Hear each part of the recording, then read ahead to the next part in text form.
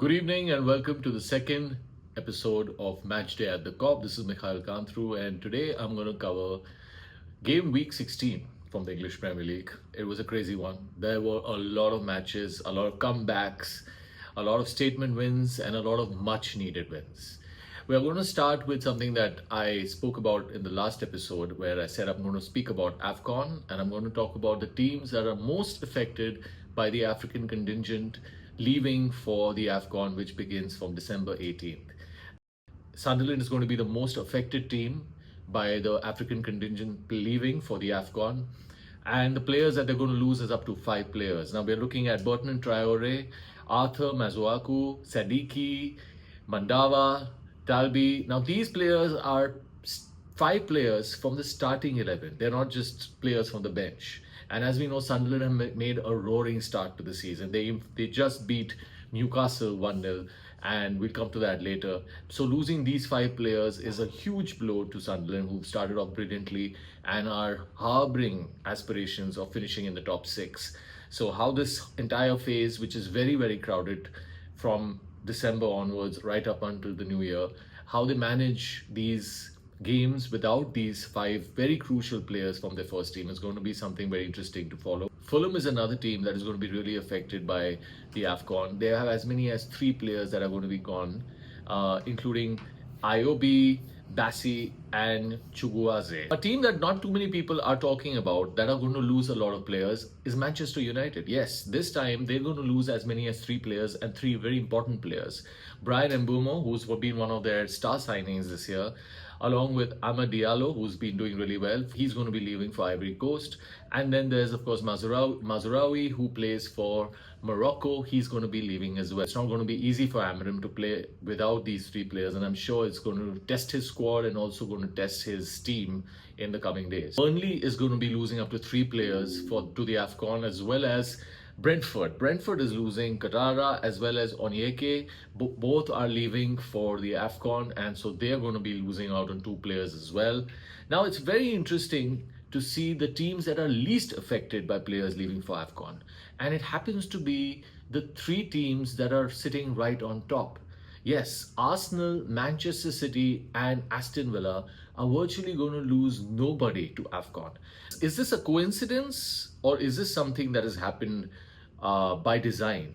Have players been signed with an eye on Afcon? Now this is something that has been spoken about for the last few seasons, that what is the effect of Afcon? Because remember, Afcon is one tournament. It's not like the Euros, it's not like the World Cup.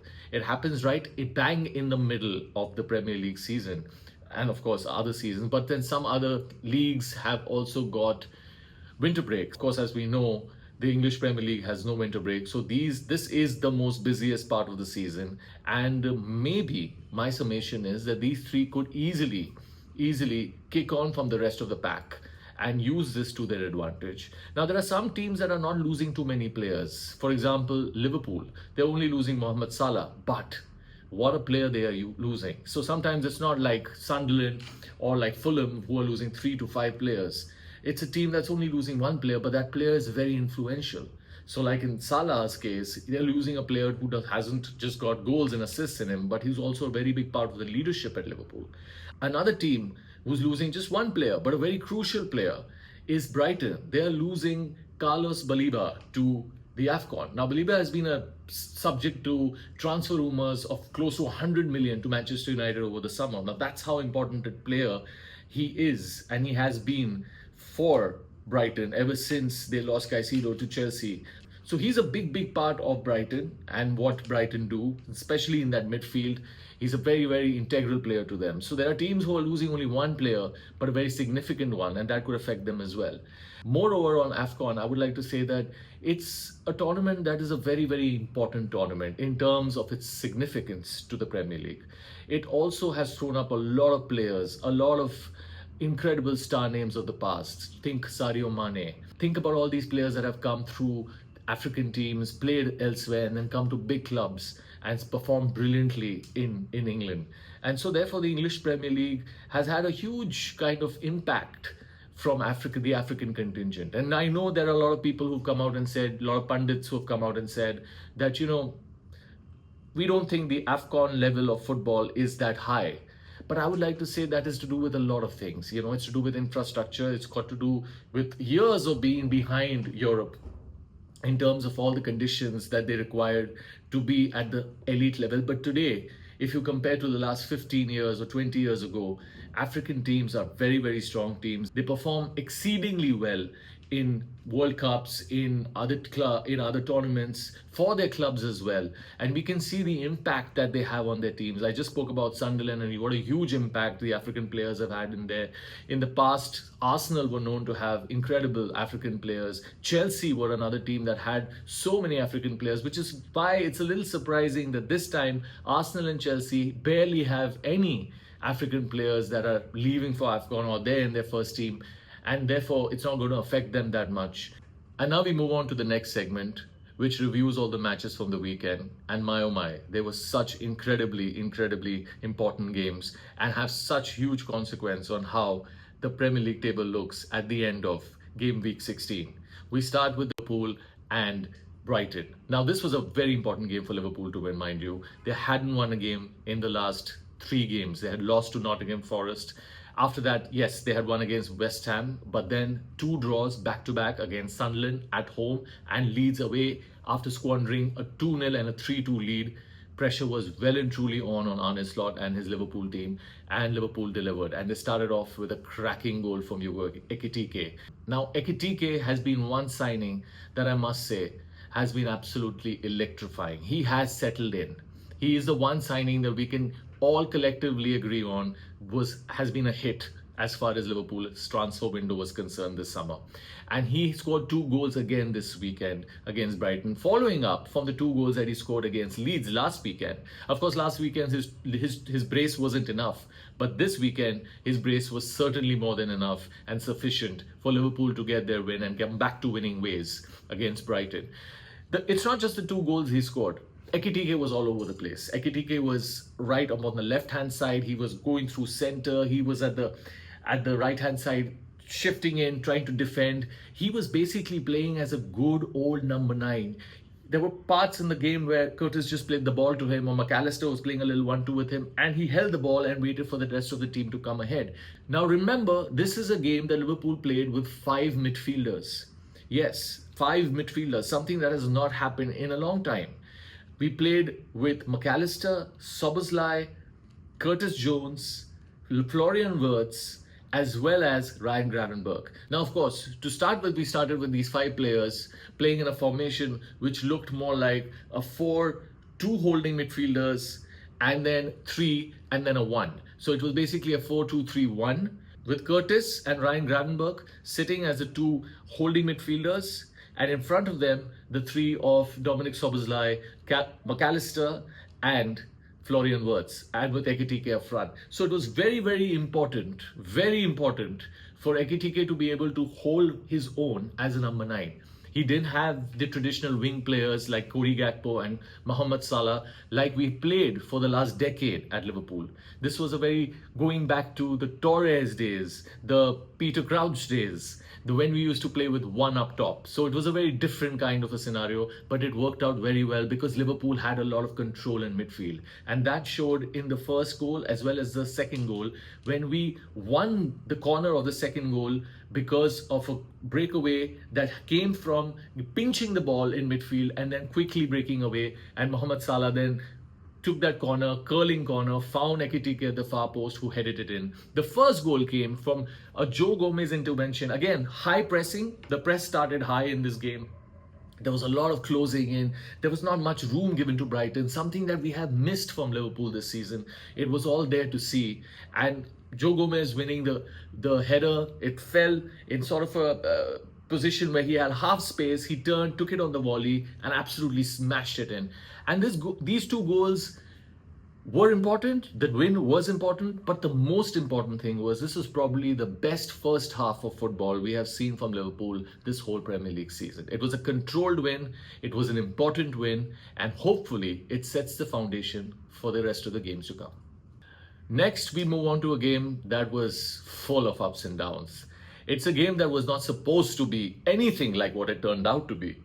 The game between Arsenal and Wolves was supposed to be a game where we were thinking, are they going to lose by 4 goals to Arsenal? Are Wolves going to lose to Arsenal by 5 goals? We were counting it that way. But in the end, it turned out to be an absolute nail biter. Yes, Wolves, who have not won a game in forever and have lost 8 games in a row, came to the Emirates and at one stage in the 92nd minute were 1-1.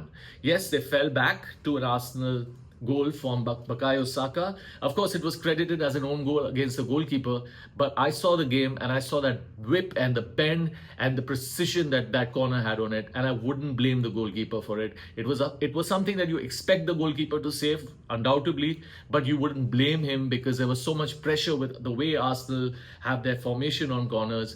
And Bukayo Saka once again was the man of the hour for Arsenal, and Arsenal got the lead. Now this was at our mark, but after which we saw that Wolves stayed in the game. And as we know in the Premier League, 1-0 doesn't seem to ever be enough. And that's exactly what happened. Out of nowhere, against an Arsenal team that had only conceded 9 goals in the league till date, Wolves came and scored the equalizer, and it was in the 90th minute, I think the 91st minute. And the goal absolutely made the entire Emirates Stadium completely silent. It was only a little section of the Wolves supporters that was screaming, and of course the players were all jubilant. You could tell that the entire Arsenal stadium, the players, the managers knew this was a very important moment in the Premier League season. Dropping points to Wolves at home was an absolute no-no. It was not absolutely unacceptable. But Cometh the hour, cometh the man is something I love to say about teams who want to be Premier League champions. And what did Bukayo Saka do? He didn't put his head down. There he was. A little bit of naivety from Wolves. I would say there's a very fine line between foolishness and bravado. And usually that is defined by which side of the line the coin falls. And in this time, the coin fell towards foolishness because Wolves didn't get the result. And the reason why they didn't get the result was because of Bukayo Saka. It was Bukayo Saka that came with the ball, again a vicious curling ball to Gabriel Jesus, who hasn't scored in a long time, has come back after a very long gap. And again, this ball was swung in viciously. It hit a Wolves defender and went in from his head. But I would say again, without the industry of Gabriel Jesus, without the vicious curling whip on the ball from Saka, who provided the assist, why would the defender even feel the need to make that rush header that went into his own net? It was all orchestrated by Arsenal's vigor, Arsenal's desire to not put their heads down, but instead fight till the last whistle, and that's what they did. They did all the things that I must say champions-elect tend to do. Now, X was ablaze by saying that, come on, against a team like Wolves who have lost 8 games in a row at home at the Emirates, Arsenal should have obliterated them. They should have won this game by 3 goals or 4 goals or 5 goals. And yes, maybe that is one way of looking at it. But the way I look at it is the Premier League season is 38 games long, and you hope to be champions by winning 26 or 27 at least games of them. Now, out of those 26, 27 games, there are going to be 17, 18, 20, maybe even 21 games that are going to be straightforward in the sense, by a goal, you have control, you win by a couple of goals or a goal, but there are always going to be 7, 8 games like these where you're going to be in a position where you're 1-0 down with 10 minutes to go, or a goal goes against you in the last 5 minutes, and then you're right there in the 93rd, 94th, 95th minute, looking for that winner, looking for that equalizer, and you manage to get those points. Now that is what makes a team that is almost there versus a team that is a champion. And I give it to Arsenal. I tip my hat to Bukayo Saka, who was definitely the difference maker for Arsenal, and he absolutely came at the right time. And of course, a lot of credit must be given to the entire Arsenal team, who didn't put their heads down and fought right till the end. And that was an exhilarating game of Premier League football, which Arsenal won 2-1. Now, moving on to the next game, I'm going to talk about the Chelsea game. Chelsea won 2-0. It was very controlled. Cole Palmer with the first goal, and it was wonderful to see him back in the team. Chelsea have missed him. Remember, Chelsea hadn't won a game in the last 3 games. They had a couple of draws in there against Arsenal, against Bournemouth, but also a defeat against Leeds. And they desperately wanted to get back to winning ways and get back into the top four. And with Cole Palmer back, they look like a better team. Of course, looked smooth, looked controlled. And this is what I was been saying even last week about Chelsea. Chelsea's problem is that they don't have that one or two experienced players that I said last week again. Otherwise, those 3 games that went by where they only got 2 points, I think those are the games if they would have even got 5 points or 6 points from, maybe they would have been even closer to Manchester City in second place right now. The next game that I'm going to review is the game between City and Crystal Palace. Now, Crystal Palace away has been one of the toughest games of the season.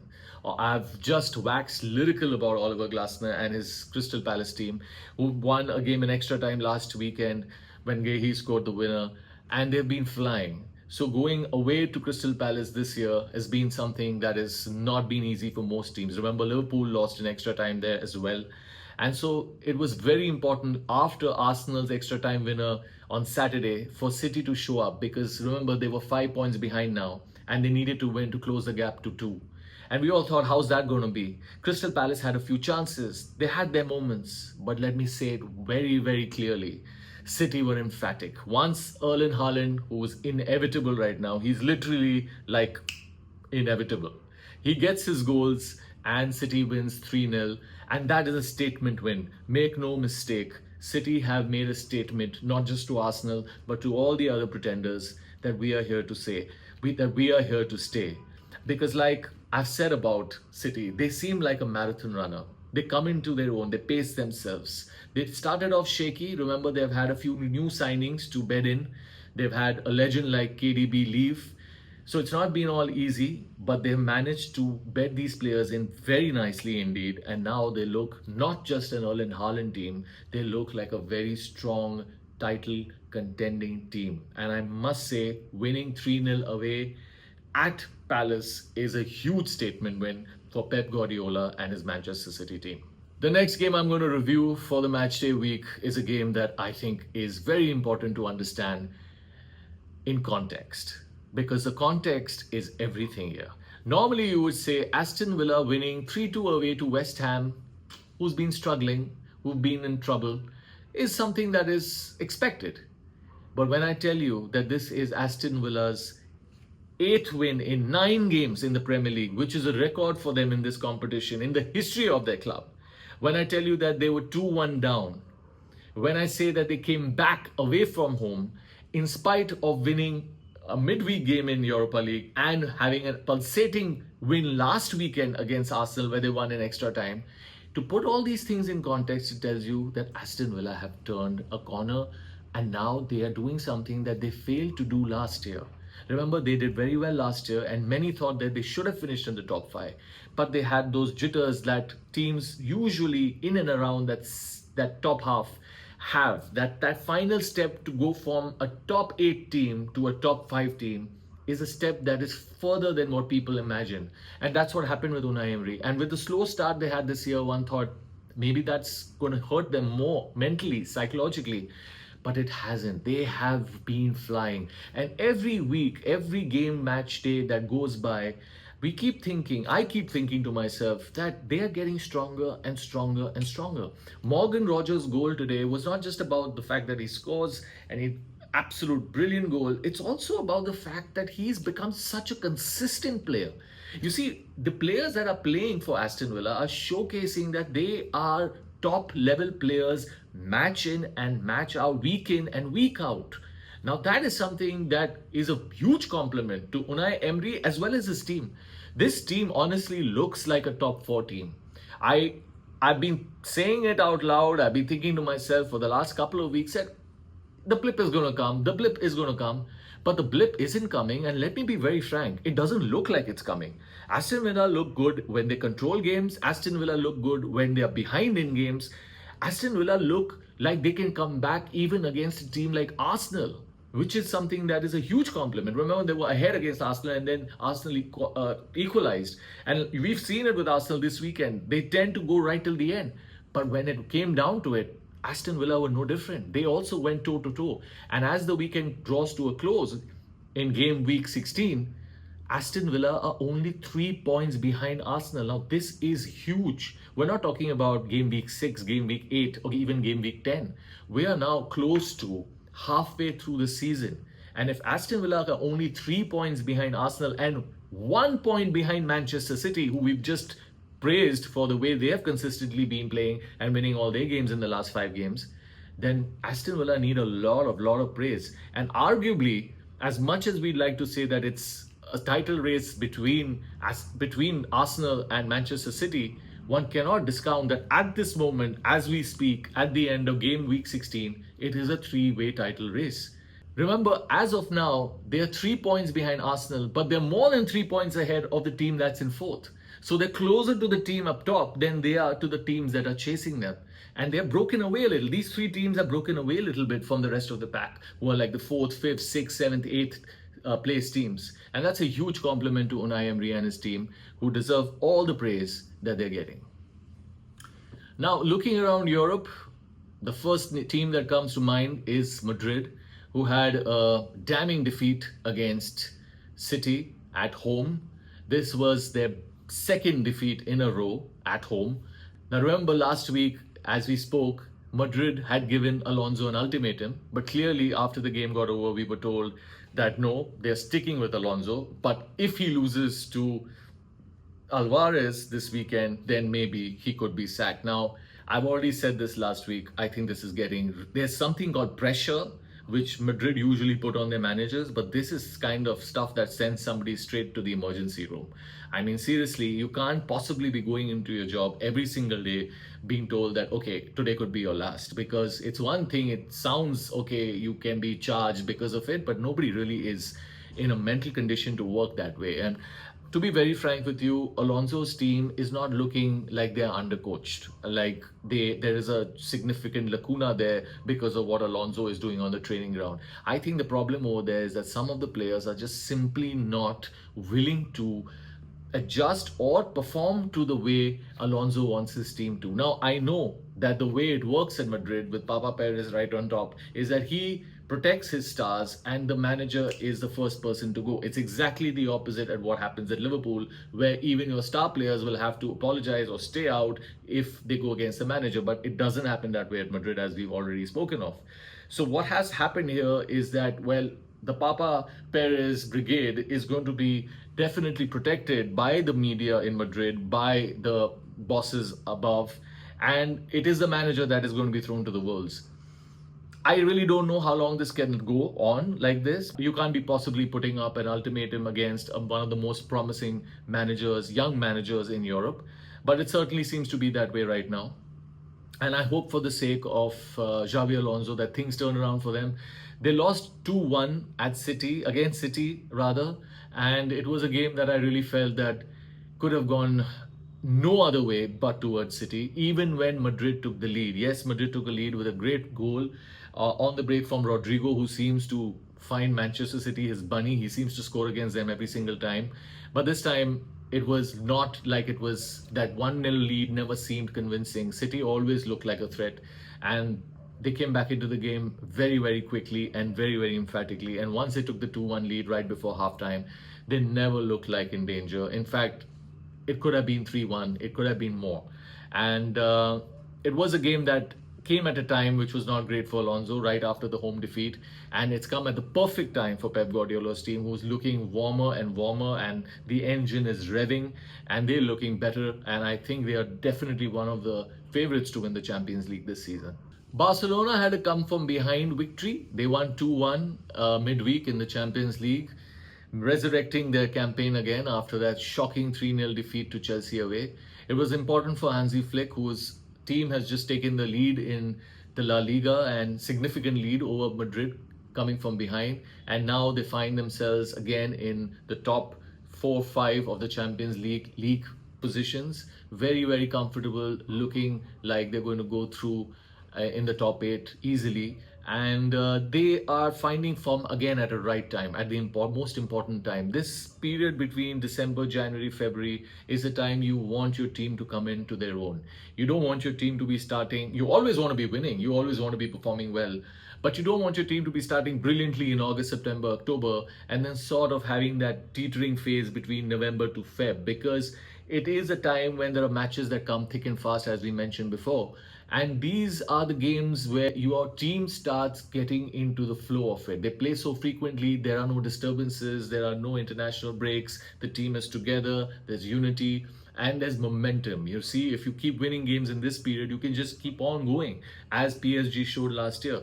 So I think Barcelona, from this phase on, from this December, January phase, right up until the knockouts in Feb, March, April, will be looking to do that, looking to get stronger, looking for their players to find a certain kind of rhythm. And definitely the test will come in the knockout games away from home. I do think that Barcelona are going to have some trouble away from home, especially in the knockout games, because they still play a little too cavalier for my liking.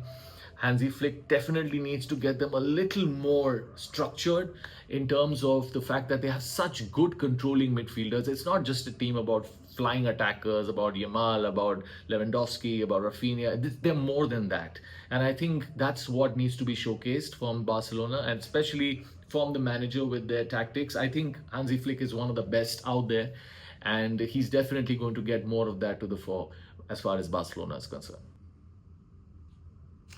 Moving on to the next segment, which is the fan tweets. We have a lot of tweets that I have here, because I was also live on YouTube and Twitch over the weekend. I did a watch along, which was great fun. It was my first watch along between Liverpool and Brighton. There were a lot of messages that came in there. There are a lot of tweets from X that I'm going to show here right now on this. And I've been also tweeting a lot of stuff, as you can see. A lot of fun stuff, a lot of things that I have also got to say, my point of view in terms of where it comes to different clubs as well as Liverpool, but also the other clubs. Of course, Carragher continued his meltdown, continued making some snide remarks against Salah, saying that this doesn't change anything. The fact that, as you can see, the crowd was singing for Mo Salah, so what's the big deal? I mean, at one point, I think Rio Ferdinand also thought that he's taken this too far. But when he commented on it, and then of course he made a personal remark against Rio, I really don't know what's going on there. I really don't know why he's making personal remarks against every Tom, Dick, and Harry. And actually, this is not Tom, Dick, and Harry. He's making it against legends of the game. He made one against Salah, which was from his own club. So why was he going to spare another legend from another club like Rio Ferdinand? But it's definitely unbecoming of a player, ex-player of his stature, especially of the stature of the club of Liverpool that he obviously represents when he's in public. I know these tweets are personal, but they are highly avoidable, and I think again that continued this week. What was also interesting was that a lot of the kind of players that came out and spoke, the pundits came out and spoke well about Salah, his return. Of course, he came back and he scored he made an assist for Ekitike's second goal, a lovely swirling in swinger from the corner, which Ekitike put away brilliantly. So a lot of pundits saying that it was like Salah back to his own. And of course, seeing the fans there cheering for him. Of course, when he came on for Joe Gomez got injured. It was wonderful. All of Anfield were on their feet. There was complete, unanimous love and appreciation for Salah and all that he stands for this club. And of course, at the end, you could see he was clapping the crowd. He was saying his goodbye before Afcon. Of course, there were some people who came out and put in a question that is that like a final goodbye? I don't think so. Personally, it didn't look like a final goodbye, but then in football, you just never know. But it was wonderful just seeing him come on in the 26th or 27th minute, I think, when Gomez got injured, and just seeing Anfield stand as one for their Egyptian king was an absolute sight to behold. Hot take of the week. Now, my hot take of the week has got to do with Afcon. Afcon, which is basically African Cup of Nations, has usually been a tournament that has been considered a second cousin to the big European competitions that happen, like the UEFA Nations Cup and the the Euros, and this is like more like the second cousin. But I don't think that it's going to be the case this year. I think the players that are on display, the teams that are on display are immensely strong. You look at Egypt that now has players like Mamouche, Salah's always been there. You look at Senegal that has so many top players playing everywhere. I think Mane will be showing up for them this year, this time as well, probably for the last time, I don't know. But they have so many good teams. Ivory Coast, Nigeria, there's so many good teams in that league, and the standard is going higher and higher every single time. My hot take for this week is that the Afcon this year is going to be on par with the Euros. I really feel like we're going to see some really quality football over there. I'm going to be covering a lot of it. I'm sure you guys are going to be tuning into for a lot of it. Some of our favorite players are going to be playing over there. The rivalry is insane. It's intense. Africa really loves its football. And I personally have a lot of respect for Africans and African football, because I know how hard they've had to fight to come here. It's not been easy for them. They have not had the infrastructure. They've been way behind the European clubs and the European infrastructure and the teams and the money and the finance that they have.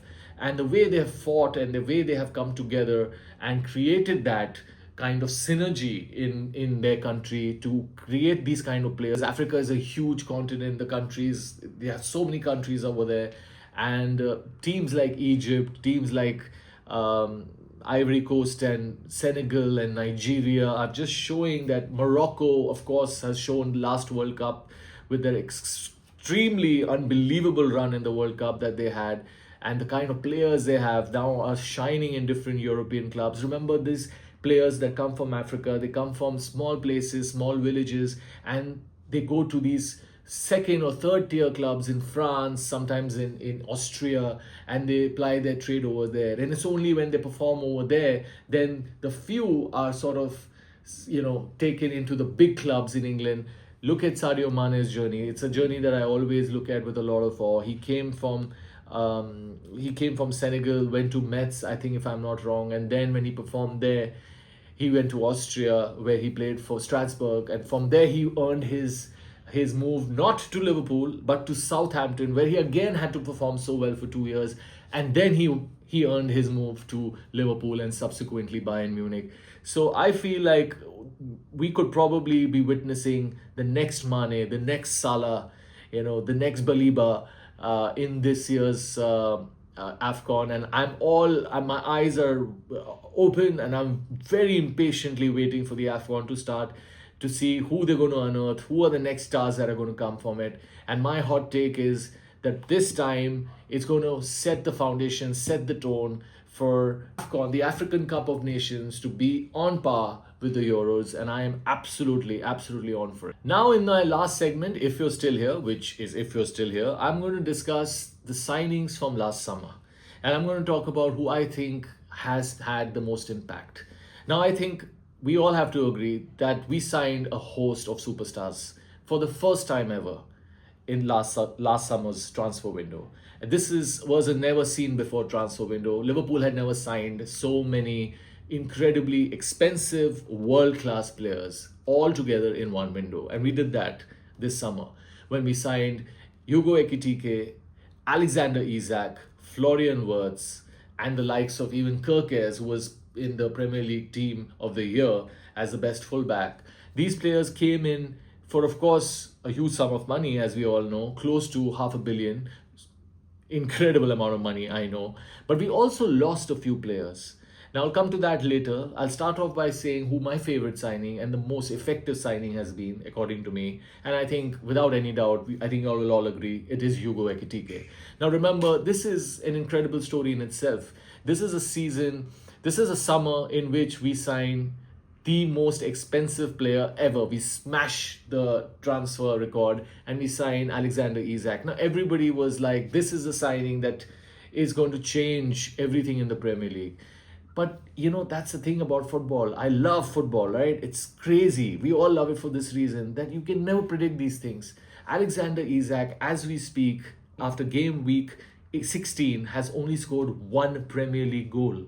Whereas Hugo Ekitike is now the third highest goal scorer in the Premier League with 7 goals in the league for Liverpool. And he's also got goals in other competitions. He's into double figures for goals in all competitions for Liverpool. Now, this is something that if I had, or anybody had told me, or if I had said this to you in June or July, that Isaac is going to come and sign for us. And yeah, this lad from Frankfurt is definitely going to be the highest goal scorer for us and not Isaac. I think most of us would have never believed it.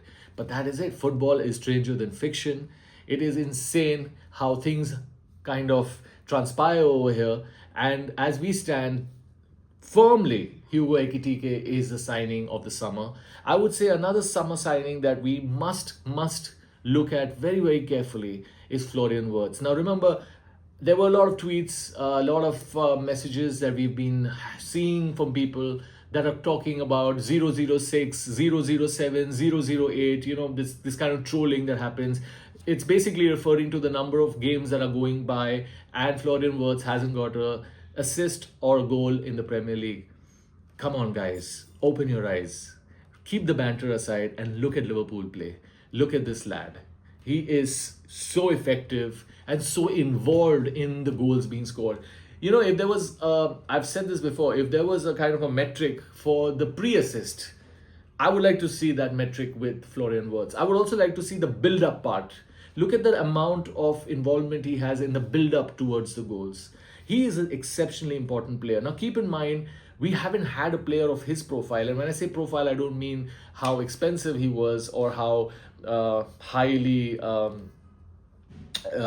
talked about he was. I talk about the profiling in the position he plays. Remember, we haven't had a player of that in that position since Philippe Coutinho left for Barcelona in 2018 January. We've never played with a number 10. We've never had any player who plays in the hole, as to say. We've always had players who play in the top three, the front three, or we have players who play in the midfield. We've not had this kind of a player who plays between the lines. The one player that has made a significant impact is Curtis Jones. Curtis Jones, now there are two things that Curtis Jones does really well. One, he retains the ball really well. Second, he keeps the ball right up until the point he sees Florian Wirtz makes a run. He gets Florian Wirtz away from the people who are on him. Usually in the first 10, 12 games of the season, we've seen 2-3 players rush onto Florian Wirtz. He has no space, he has no time. He's been rushed off the ball. He's been losing the ball because the midfield has been giving the ball away too quickly to him. Now, he's not Mohamed Salah. He doesn't need the ball so quickly. He's not going to take the ball away from the defender with one touch. That's not his game. His game is to go between the lines, to find the spaces. And for that, you need to hold on to the ball. Now, it's something that we're not used to. We're used to wanting midfielders who just give away the ball. But think of Busquets, think of Xavi. Xavi and Busquets were not known to just pass the ball quickly. They were not Iniesta. They didn't play that way. Even think of somebody like Xavi Alonso when he played for Real Madrid. They used to keep the ball. They used to beat the marker. They used to retain the ball. It was very difficult to get the ball away from them. And then just at the right point, just at the right time, they used to supply the pass for the players ahead in front of them. And that is what Curtis Jones does for Florian Wirtz. And that is why he's such an incredibly important signing. And I think somebody that has gone under the radar, but somebody who's definitely worth looking out for the remaining of the season. Another signing that I will talk about is Kerkez. Remember, Kerkez has also had a tough time, and we've spoken about it last week that one of the main problems he's had is being able to play along with Gakpo. Now, Gakpo, who plays on the same side of the flank ahead of him, usually cuts in and doesn't give Kerkez the ball when Kerkez makes the lung-bursting overlapping run. But this weekend we saw with Gakpo out due to injury, Kerkez was virtually playing as a left winger. And it was Curtis Jones who was playing behind him, covering for him at left back. Now that was incredible, right? Because the moment when I saw that, I realized that Kerkez has pace. Kerkez is able to make that pass in, and he won a lot of balls over there in and around by even coming back and defending. So it's not that he can't defend. It's not like he just goes ahead and goes on an adventure. He definitely comes back as well. But just having that freedom to be able to know that he can go with the ball ahead and he can, cut in, he can make a run, he can play a 1-2. So there are a lot of things that were not being utilized with Kerkez that I saw this weekend, and I feel he's one new signing over the summer that is definitely worth looking at. Now I talk about the players that we have sold, and two players that we have really missed is Luis Diaz and Darwin Núñez. Now we miss these two players a lot for very different reasons. We miss Luis Diaz for his industry. We missed Luis Diaz for the control he got for us by tracking back. Agreed, he didn't get as many goals and assists that we would have liked over the last few seasons, but he was so involved in tracking back in the defending as the first press, which was so important, that he managed to get the ball back. He was a ball winner for Liverpool. And Darwin Núñez was important for us in a very different way. He was the chaos. You see, he didn't again get as many goals and assists as Diaz did, but he was the one who used to create a lot of commotion when he used to get the ball. And by getting the ball and making those runs, he used to make Salah free. Something I just spoke about earlier with Florian Wirtz and Curtis. And Curtis taking the ball and allowing Wirtz to go on a bit of a free run. That's what would happen with Núñez. And that's why I feel Salah is really missing Darwin Núñez this year more than anyone else. Maybe I would say even more than Trent Alexander-Arnold. As much as we hate to say it, we have to accept it, that Trent used to be able to find that progressive pass. Pretty much it has taken us 6 months to find now other players who are doing it, like Dominic Szoboszlai, like Curtis Jones. But for 6 months we have missed that progressive passer, that pinpoint accuracy that Trent Alexander used to provide for our forwards. And Darwin Núñez, the way he used to create the spaces by getting 2 or 3 players onto him and creating that kind of chaos and freeing other players like Diaz and Salah and Gakpo, that is definitely something that has also been missed with Núñez. Aside from the crazy goals that he used to score. Remember, he used to not like scoring easy goals, but he definitely scored some screamers for Liverpool. And these are the 2-3 players that I feel that we've really missed. I think these 3 players have been a huge miss in the first 6 months. As much as we hate to say it, because we felt like, okay, they didn't do enough, and that's why we felt like maybe Diaz was good to let go for that price and maybe at that age. But it has taken us a while and we haven't technically man-to-man replaced him yet. So hopefully in this winter window or in the summer window, we replace Gakpo. And I think the chaos part is being created now. The chaos is being created by somebody like an Ekitike. I think Ekitike plays with that kind of flair and that kind of charisma that players, sort of the defense of the opposition, feels like they have to narrow in on him, and he tends to make it more free for other spaces for other players to come into and attack the ball. Now on to my last segment for this week, which is the Boxing Day New Year set of fixtures. Now remember, the Boxing Day New Year set of fixtures usually have a huge bearing on the Premier League season because it sets the tone halfway mark. I remember there was a huge game last year, Liverpool versus Arsenal, right there around the January phase when Liverpool visited Emirates and they lost that game. I think they lost it 3-1 if I'm not wrong. And after that, they kind of fell away from the title race then in February and March. And it became a 2-horse title race between Arsenal and City. So I think this is another phase that's going to be very important. Arsenal are playing Liverpool again at the Emirates somewhere in Jan. And I think this whole phase between Boxing Day to New Year, right up till that 5th, 10th Jan section, that those 2 weeks, according to me, are going to be definitive like they usually have been for the last couple of years. And that is what makes it very exciting. So next week, I'm going to discuss what are the fixtures that I think are going to be critical between the Christmas to sort of January 10th phase, those 2-week window, which are the games that are going to be super important and definitive for the outcome of the title race. We're going to discuss that and a lot more next week. Until then, good night, take care of yourself. And here's Mikhail Kanthru signing off from Matchday at the Cop.